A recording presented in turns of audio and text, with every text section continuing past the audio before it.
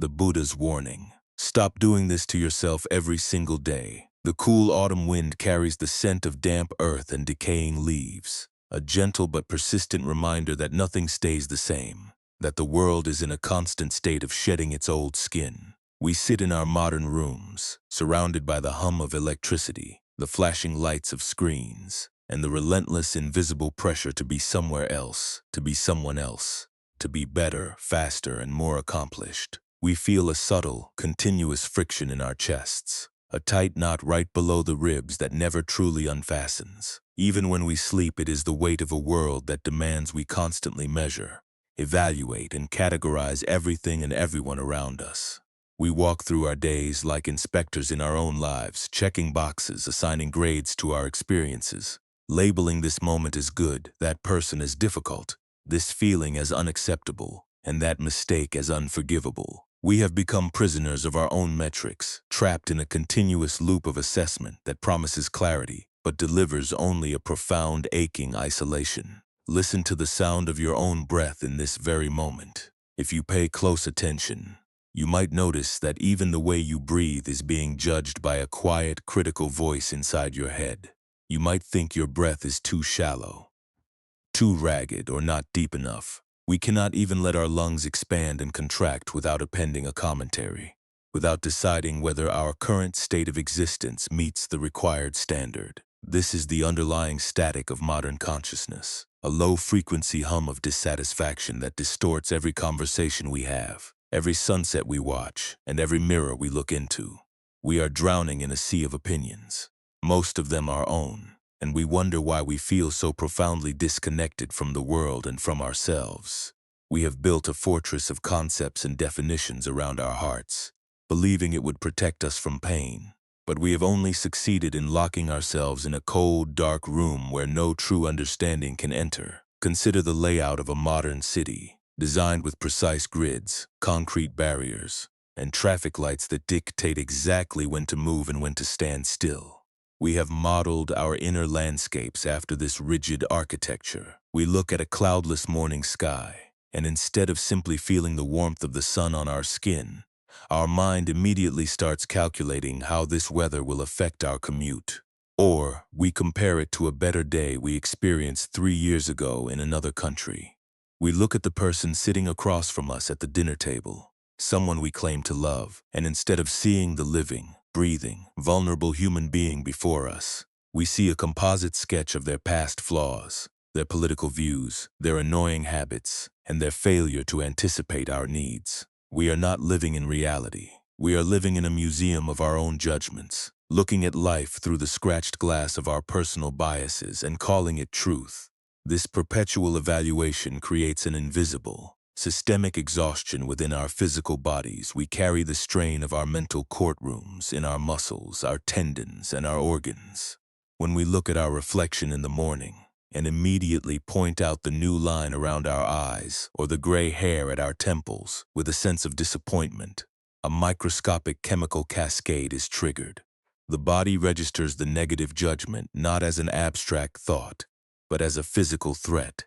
The nervous system does not know the difference between a predator in the bushes and a harsh self-criticism delivered in the privacy of the bathroom. Both are perceived as an attack, and so the body prepares for battle. The shoulders creep upward toward the ears, the jaw locks, the throat tightens, and the heart rate hitches. We spend our lives in a state of low-grade, chronic defense, bracing ourselves against the very thoughts we are generating.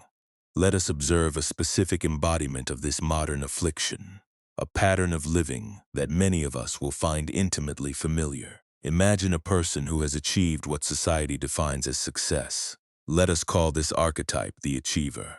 From the outside, their life looks seamless, efficient, and enviable. They have the title, the apartment, the tailored wardrobe, and the curated social media presence that signals absolute control. But if we look closer, if we look beneath the polished surface, we see the structural cracks caused by the immense weight of constant evaluation. Watch them as they sit at their desk late at night, long after the office has emptied. The glow of the laptop screen illuminates a face that is taut with anxiety. Notice the way their teeth are ground together, the muscles of the jaw standing out like small wires under the skin. Their breath does not reach their abdomen. It stops short in the upper chest, a rapid, shallow panting that keeps their survival instincts on a permanent high alert. When the achiever walks into a meeting, their mind is not present in the room, it is operating like an advanced radar system, scanning the environment for threats to their status. Every comment made by a colleague is dissected for hidden meanings. If someone disagrees with their proposal, it is not seen as a difference of opinion, it is evaluated as a direct assault on their competence. The mind immediately goes to work, building a case against the colleague, labeling them as incompetent, threatened, or malicious. This is the psychological armor they wear to protect an incredibly fragile core. The tragedy of this existence is that the achiever can never experience satisfaction. If a project succeeds, the relief lasts for a few minutes before the internal judge demands to know what the next target is, reminding them that their value is only as good as their last performance. They are running on a treadmill that has no stop button, driven by the terrifying belief that if they pause, if they drop their guard and stop evaluating their progress, they will fall into an abyss of worthlessness. This pattern manifests physically in ways that medicine often treats as isolated symptoms, failing to see the emotional architecture behind them. The tightness in the back of the neck, that persistent ache that feels like a heavy iron bar resting across the shoulders, is the physical manifestation of carrying the responsibility of being the ultimate judge of one's universe. The stomach is perpetually sour, the digestive tract cramped and irritable, because the body cannot digest food properly when it is constantly flooded with the stress hormones produced by an adversarial mind. The act of swallowing becomes conscious and difficult, as if there is a permanent lump in the throat, the physical suppression of unspoken words, of tears that were deemed too weak to cry, of a vulnerability that was judged as dangerous. When the achiever tries to sleep, their mind refuses to shut down. It replays the events of the day, conducting a trial where they are simultaneously the prosecutor, the defendant, and the hanging judge. They toss and turn, their muscles unable to fully release into the support of the mattress, because to relax completely feels like letting down their defense in a hostile world.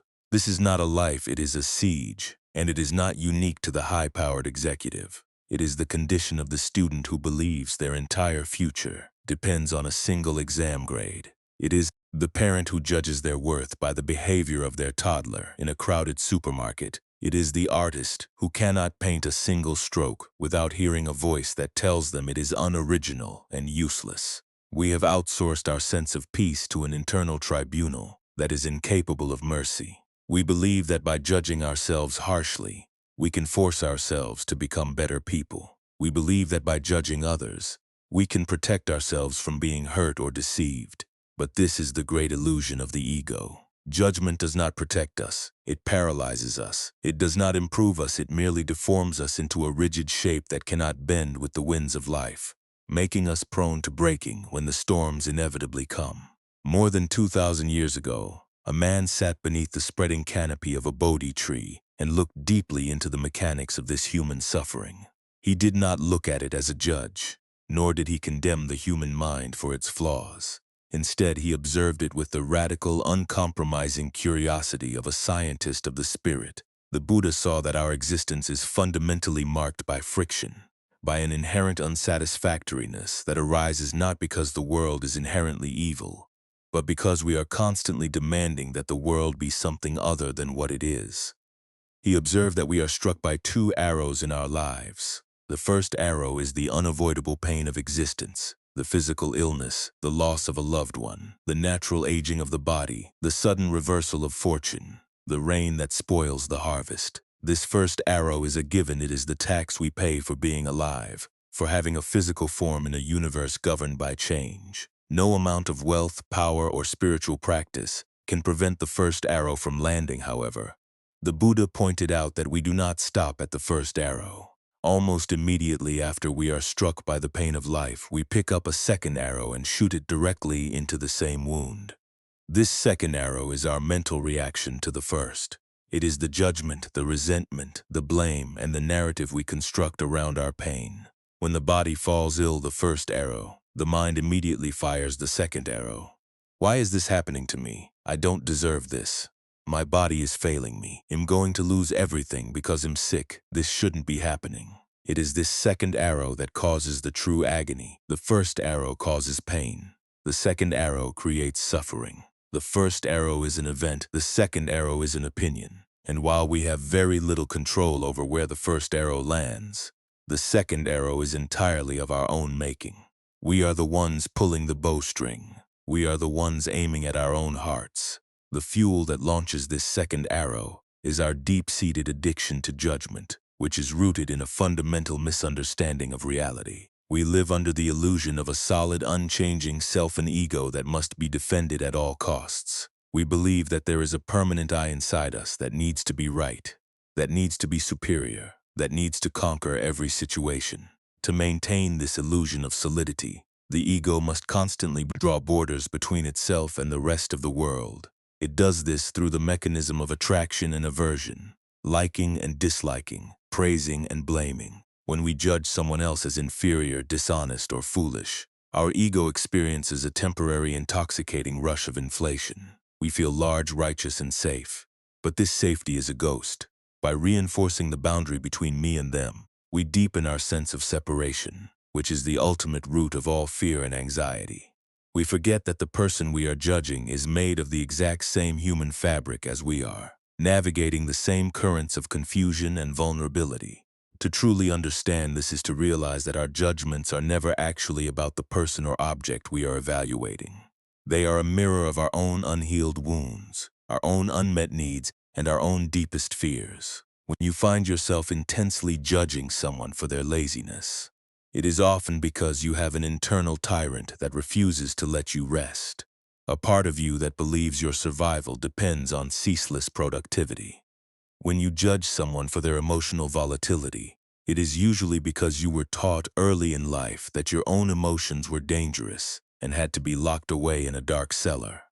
The judgment is an act of projection, a way for the mind to avoid looking into its own abyss. We externalize our internal conflict, transforming a personal shadow into a public enemy. In doing so, we misdiagnose our pain, treating the symptom while allowing the disease of misunderstanding to fester within our soul. To dismantle this machinery of suffering, we must introduce a completely different technology of the mind. We must move from the paradigm of the courtroom to the paradigm of the forest. Consider a vast, ancient forest. When you walk through a forest, you do not look at the trees and say that oak tree should be taller, or that pine tree is too crooked, or the birch tree is showing its age too quickly. You do not judge the forest. You look at it and observe that some trees are massive and straight, while others are stunted and twisted by the wind. Some are thriving in the sunlight, while others are decaying on the damp floor, providing nourishment for new life. You accept the forest as it is in all its chaotic, imperfect perfection. You understand that every tree, every leaf, and every patch of moss is the natural consequence of countless causes and condition the quality of the soil, the availability of water, the slope of the hill, the intensity of the winter storms. The forest is not right or wrong, the forest simply is.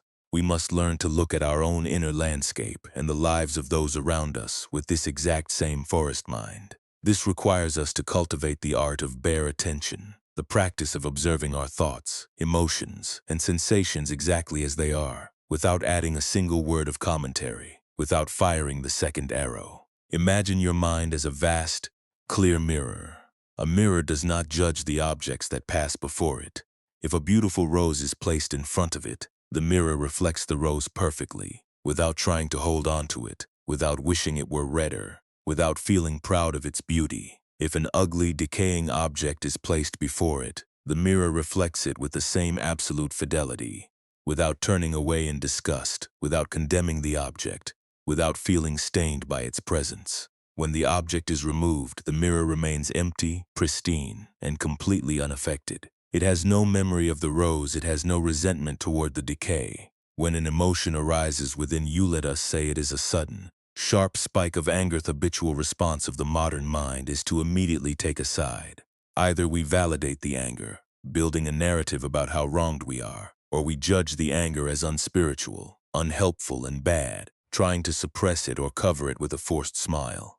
Both responses are a form of ding-mak, a form of entanglement that keeps us stuck. The forest mind does something entirely different. It steps back and simply observes. Ah, there is anger here. It feels like a burning heat in the chest. It feels like a tightening in the throat. The heart is beating faster. We do not call the anger a sin, we do not call it a failure. We recognize it as a temporary weather pattern passing through the sky of our awareness. We see that this anger is not me. It is simply a natural consequence of certain causes and conditions that occurred in this moment. By refusing to label it, we take away its fuel. We allow it to rise, to stay for a moment, and to dissolve back into the emptiness from which it came, leaving the mirror of our mind completely untarnished. This practice must be brought directly into our physical bodies, reversing the years of somatic tension we have accumulated. When you feel the familiar contraction of judgment happening, when your mind starts to sharpen its knives against yourself or another, stop. Pause for the space of a single breath. Bring your full awareness down out of the spinning factory of your head and place it directly into the center of your physical form. Feel the constriction in your jaw. Do not try to force it to relax. That is just another judgment, another demand that the moment be different. Instead, simply surround the tension with a warm, spacious attention. Say to that tight jaw inside your own mind, I see you, you are allowed to be here. Feel the shallow breath in your chest and allow it to be shallow. When the body feels seen without being judged, something extraordinary begins to happen. The defense mechanisms which were built to resist attack realize there is no enemy. The armor begins to soften on its own, not through force but through the sheer gentle power of non-judgmental presence. As we cultivate this capacity to observe without evaluating, a profound shift occurs in our relationship with reality.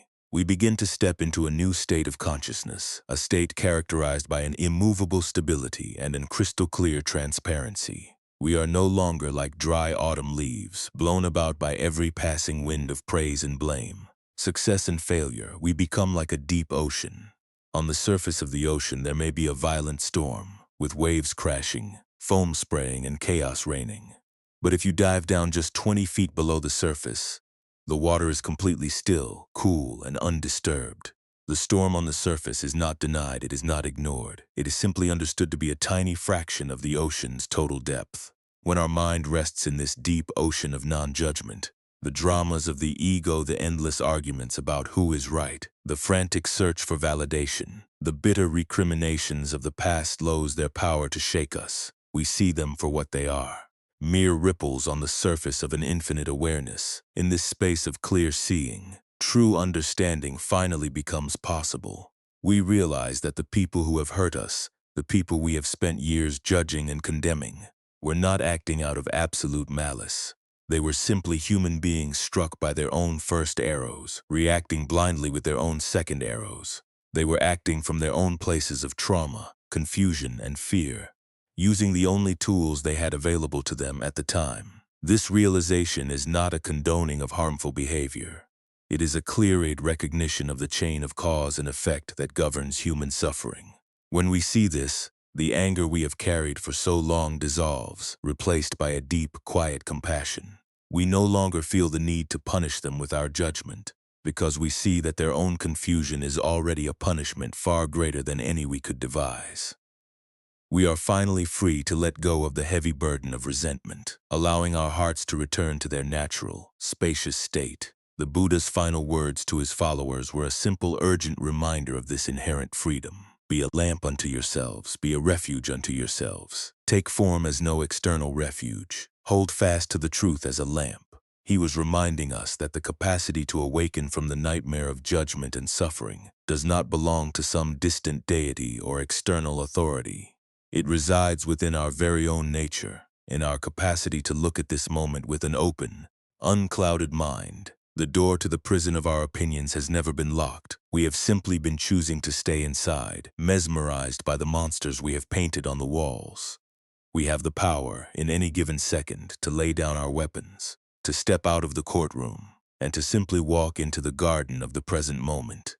As you prepare to return to the rhythm of your daily life, to the world of deadlines, relationships, and responsibilities, carry this inquiry with you like a quiet friend. The next time you feel the familiar tightening in your chest, the next time you hear the sharp voice of evaluation rising in your mind to label a situation, a person, or your own heart, pause. Let the world stop spinning for just 1 second. Look beneath the label, look past the judgment, and ask yourself this single, revolutionary question. What is this moment actually like right now, before I decide whether I like it or not? In this video, we explore the profound Buddhist teaching of the two arrows to discover how our own constant self-judgment creates unnecessary suffering and chronic anxiety. Learn how to quiet the critical voice inside your head, heal your nervous system, and transition from a stressed achiever mindset to the spacious calm of the Zen forest mind.